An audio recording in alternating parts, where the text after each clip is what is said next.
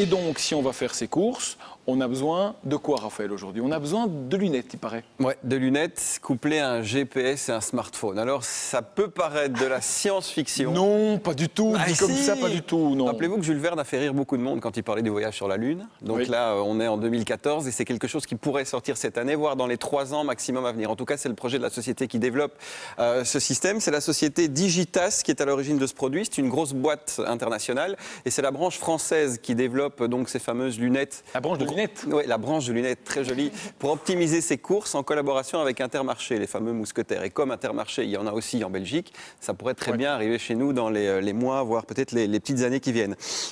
Alors, ces lunettes sont couplées à une application sur le smartphone. L'application vous permet de faire votre liste de courses. Vous téléchargez, bon, dans ce cas-ci, c'est Intermarché, mais ça pourrait être Carrefour, ça pourrait être GB, ça pourrait être Colruyt, n'importe quoi. Donc, vous cochez tous les éléments que vous voulez acheter. Vous arrivez au supermarché et comment ça se passe à ce moment-là? Eh bien, on va voir ça en images parce que quelques images valent mieux qu'un grand discours. Donc, vous arrivez au supermarché avec votre téléphone, votre liste de courses qui a été préfaite. Vous arrivez avec cette espèce de petite lunette parce que oui, c'est pas des lunettes qu'on porte ici. Ah, c'est une mini lunette d'un côté. C'est comme ça. Et en fait, vous le cherchez, voilà, c'est un peu comme le self-scanning. Non, mais il est directement, c'est le magasin qui le fournit. Le magasin le fournit à l'entrée. Et donc, en fait, ça va vous aiguiller pour optimiser votre parcours, pour faire vos courses le plus rapidement possible, aller directement au rayon qui correspond au produit que vous avez coché sur votre liste. Vous pouvez scanner directement le code barre, avoir les prix avec les éventuelles réductions. Maintenant, il faut attendre de passer à la caisse. Tout ça, vous pouvez avoir des infos complémentaires sur les allergènes, sur la traçabilité.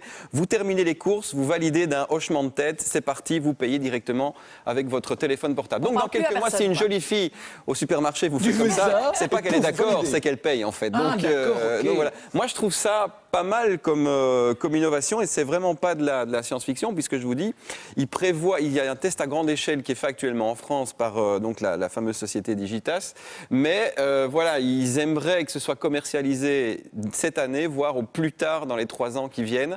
Et dites-moi, oui. Mais non, mais Florence regarde un peu bizarrement. Oui, dites-moi. Non, en fait, je secoue mon bic discrètement pour dire que j'ai un truc à dire. Je ne comprends pas comment ils vont s'y retrouver parce que le but d'un supermarché, c'est aussi que vous vous perdiez dans les rayons, que vous dites oh, j'avais jamais pensé à acheter des linguines, je vais le faire. Plus maintenant parce qu'il y a les courses sur Internet. De plus en plus de gens vont sur Internet, font les courses au bureau ou même sur le smartphone dans le métro. Puis vous arrivez avec votre voiture, vous avez le self-drive, quelqu'un vient vous amener vos courses, vous ne faites ça plus reste quand même marginal.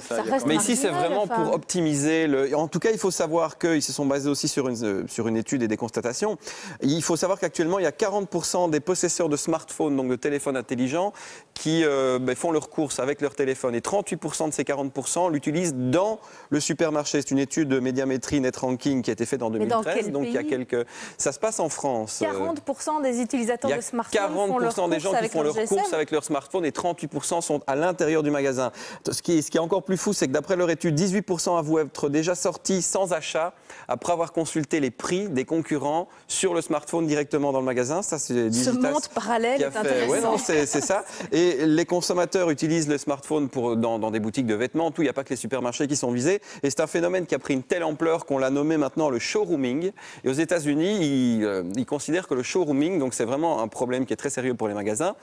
Ils considèrent que c'est la principale cause maintenant de perte de clientèle et de vente donc mais pas tellement pour l'alimentation, c'est logique pour une chaîne IFI, un appareil photo, des achats un peu importants. Moi aussi, je vérifie parce qu'il y a une société de distribution notamment en Australie qui s'appelle Celiac Supplies, qui en avait marre de voir les gens se barrer après avoir comparé les prix sur le téléphone portable. Et donc depuis quelques mois, ils ont mis une taxe de $5, donc c'est l'équivalent de 4 € plus ou moins, à chaque client qui sort du magasin sans avoir acheté après avoir chipoté sur son téléphone. Bien légal. Et ça, je ne sais pas, on est en Australie, on n'est pas encore en Belgique. Et aux États-Unis, il y a même carrément des chaînes de magasins qui brouillent les signaux GSM et les réseaux data à l'intérieur du magasin pour que les gens ne puissent pas Comment tu fais pour appeler ta femme pour dire bon, j'ai oublié un truc, mais je ne sais plus quoi. On sort du magasin et on va chez le concurrent et ça fait chier tout le monde. C'est impressionnant. Mais mais ce système de lunettes, en fait, c'est vraiment fait pour aider le client du supermarché et vraiment optimiser son temps de parcours dans le magasin. Est-ce que c'est comme les GPS des voitures? Est-ce qu'il y a possibilité de choisir un itinéraire touristique, le plus rapide, bonbons, sucreries,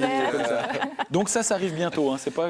En tout cas, voilà, si les tests sont concluants, ça pourrait arriver, en tout cas en France, cette année et au plus tard dans les 3 ans qui viennent. C'est un projet vraiment très sérieux. Dans quel monde vivons-nous? C'est dingue la technologie.